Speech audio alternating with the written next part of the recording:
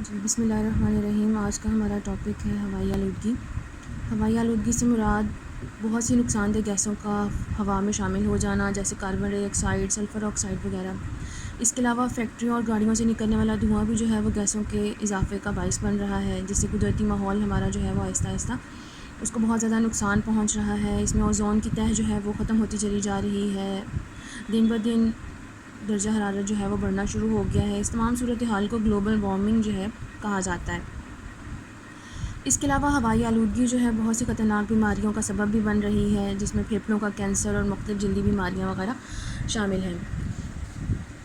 اس کے علاوہ ہوا کی آلودگی کو کم کرنے کے لیے ہم انسان کی جو ترقی ہے اس میں تو رکاوٹ نہیں ڈال سکتے، لیکن بہت سے ایسے کام کر سکتے ہیں جس سے اس آلودگی کو کم کیا جا سکے، جیسے گاڑیوں میں ایسے ایندھن کا استعمال کیا جائے جو کم آلودگی پھیلائیں، CNG وغیرہ کا استعمال کرنا چاہیے، زیادہ سے زیادہ درخت اگانے چاہیے، گاڑیوں اور فیکٹریوں میں فلٹریشن پلانٹ جو ہے اسے نصب کرنا چاہیے، ایسی گیسوں پر پابندی لگا دینی چاہیے جو ماحول کو نقصان پہنچا رہی ہیں، جیسے کلورو فلورو کاربن گیس وغیرہ۔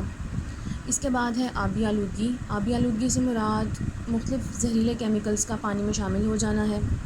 بیسک ریزن اس میں یہ بنتی ہے، فیکٹریوں سے خارج ہونے والا جو پانی ہے اس میں بہت سے کیمیائی مادے شامل ہوتے ہیں، اور جب یہ پانی دریاؤں، نہروں اور سمندروں کا حصہ بنتے ہیں تو وہاں کے پانی کو آلودہ کر دیتے ہیں۔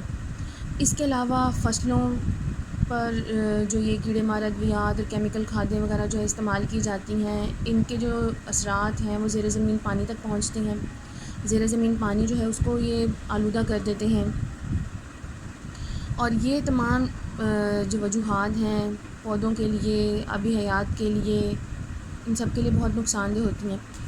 پانی کی آلودگی سے بچنے کے لیے فیکٹریوں سے خارج ہونے والا جو پانی ہے اس کو فلٹریشن پلانٹ لگا کر جو ہے وہ صاف کیا جائے، اور پھر اس کے بعد جو ہے دریاؤں یا نہروں میں جو ہے اس کو ڈالا جائے۔ اس کے بعد ہے زمینی آلودگی۔ زمینی آلودگی سے مراد سطح زمین پر گھریلو کوڑا کرکٹ، فیکٹریوں کا جو ویسٹ مٹیریل ہے، ہسپتالوں کا جو ویسٹ مٹیریل ہے، اس کی وجہ سے جو ایک آلودگی پھیل رہی ہے، یہ زمینی آلودگی کہلاتی ہے۔ یہ ماحول کو جو ہے وہ بہت بری طریقے سے ختم کر رہی ہے، خراب کر رہی ہے۔ زمینی آلودگی کو سالڈ ویسٹ مینجمنٹ کے مختلف طریقوں سے جو ہے وہ ختم کیا جا سکتا ہے۔ مثلاً جتنا بھی زہریلا مواد ہے اس کو کسی جگہ پر دبا دیا جائے یا مخصوص درجہ حرارت پر اسے جلایا جائے، باقی کا جو مواد ہے اس کو ری سائیکل کر کے جو ہے استعمال کیا جائے۔ اس کے علاوہ کوڑا کرکٹ کو دیسی کھاد بنانے کے لیے بھی استعمال کیا جا سکتا ہے۔